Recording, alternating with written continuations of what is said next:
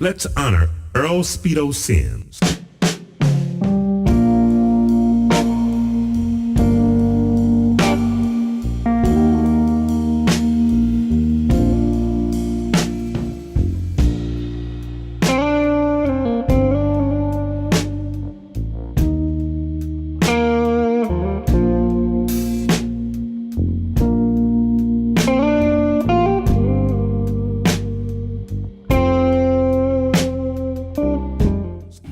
I went to Atlanta, Georgia to talk to Speedo about his life and legacy and times in the music It's industry. been a while. What you into? I'm just chilling with my good friend over at Itchy Brain, Steve Wade, and we're listening to a guy named London. It's fabulous, man. Man, you know, this takes me back, man, back in the day. Hey. I was dealing with this. Well, that's what I want to talk to you about. I want to go out and sit down and just talk about back in the day. You got a minute? Got it. All right, cool.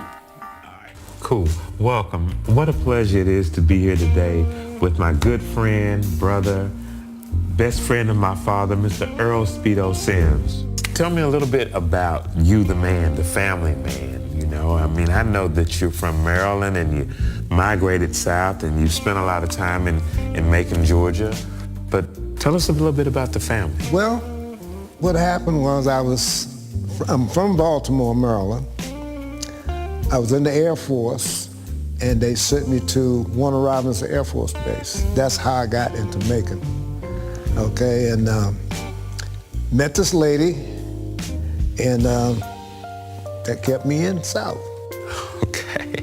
And to show you really why I stayed in the South, because I wound up with 4 boys, 4 girls.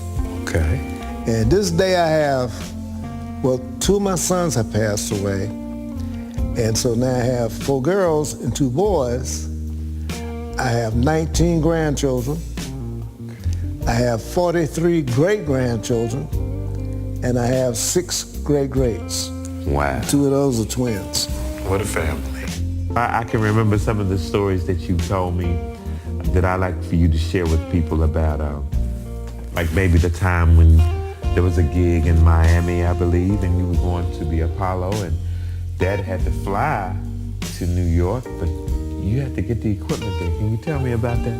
With that hump in the middle, and the only way we could get to drive the thing was I had to drive, I had to steer, and the guy sitting on my right had to push down on the gas pedal. Wow. And we drove all the way to New York, 1,000 miles. That way, that's the way we did it. Had and to then get there. whenever I looked in the mirror and I could see that there was nobody coming, I told him, hey man, mash down on that pedal. So you were headed to New York to the Apollo? Yep, we were playing Apollo. Playing the Apollo, wow. Let me tell you what about Percy. You just made me think about it. We were coming out of Mississippi, heading for Memphis. Right. And so we said, Percy, you gonna ride the bus? So Percy said, no, we're gonna drive. So him and his band was on their way to Memphis, Right. and the police pulled them over. Wow. And they said, Percy. No, he didn't know him. He said, okay, where you guys going? So he told them, and Percy was in his Cadillac, and the band was in the station wagon. So the police said, y'all a band? He said, yeah. He said, well, perform for me. And they said, oh, well, we can't perform, we don't have any electricity. He said, well, hum then. Wow. And I will forget that, and made them get on top of their car. Really? Yes, sir, sure. What city and state was this? In what area? This was in Mississippi, coming through Mississippi. Back in the day, we went through a lot of things, you know. Matter of fact, when me and your father started out, we didn't stay in hotels. We stayed in a halfway house. Yeah. That was it. They didn't have a motel. The first motel we ever stayed in was a Holiday Inn. And that was in Beaumont, Texas. I never will forget it. There was a motel in New Orleans owned by blacks. We stayed there, but that was it. That's interesting. The only time we stayed in a hotel or anything was when we got to New York. You know, I started out opening shows for your father. But anyway, and we had Don Corvée on the show. Well, I was a road manager then, you know, I wasn't singing, and so Don came out and he performed. Well, Don was a very good writer, but he wasn't a performer, you know. Anyway, so the people sort of just sit there, you know. So your father sent for me. He said, Speed? I said, what? He said, you got to go on tonight. I said, what, man, I'm your road manager. He said, I don't care, you going on tonight. So I said, well, I do all the I said, most of the songs I do are Don Corvée songs. He said, I don't care, you're going on. So I went out there, and the band, for spite, the intro they gave me, Don Corvé's intro, of a song he just sung. Wow. And I had to sing it. I didn't have nowhere else to go, you know. Really? And got the people up and everything, and he said, from now on, if I have somebody on this show that can't wake these people up, you gonna sing. Wow. Put you on the spot. Yeah, he really put me on the spot because he got me singing Don's song, you know. Yeah. What was it like being on the road with Greg Allman? And I was advanced man for the Allman Brothers, and I did some road managing with them as well. Actually, J-Mo bought me a set of conga drums. Really? And I played with the Allman Brothers one time. Did you? I sure did. Matter of fact, I learned something. People don't know how much work it is, how hard those guys play. Yeah. Man, let me tell you something. When I got through playing them conga drums, I didn't have any arms, man. They were just like rubber. Really? You had some experience in some songwritings, and you may have helped write some songs before and did some stuff with my father and the Falcons, I believe it was, and different people.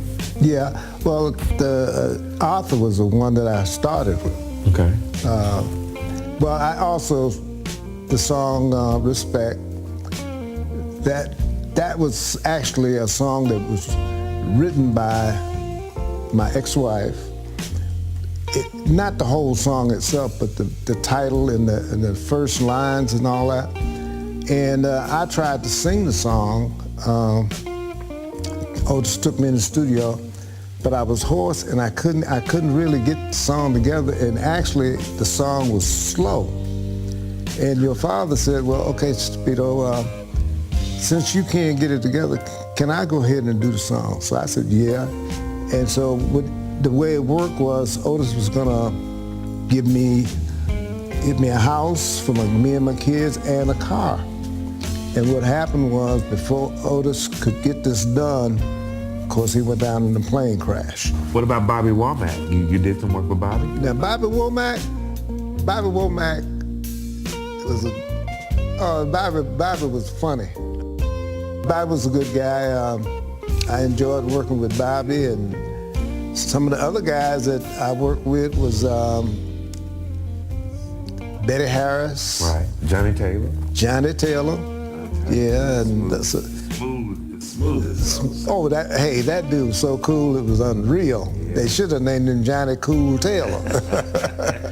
The whole era of Atlanta music, at one point Atlanta was like really, really hot for funk music, because I was fortunate and blessed enough to be around Larry Blackman.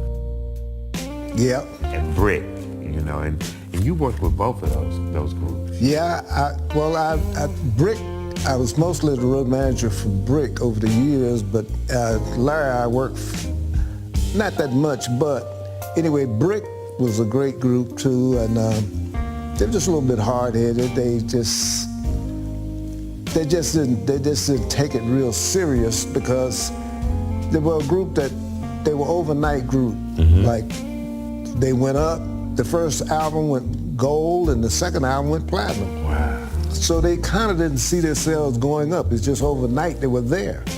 And so when you can't see yourself going up, you can't see yourself coming down. Cool. Well, it's been such a pleasure to know you and to be a part of history with you. And thanks for all the advice you've given me and the help you've given to me and my brother. You know, my family supporting us and the Otis Redding Foundation. Much respect to you. Hey, man. Life forever. Hey. Mr. Earl Speedo Sims. Look here, we family. That's right. We family. That's right. Exactly. Well, thank you.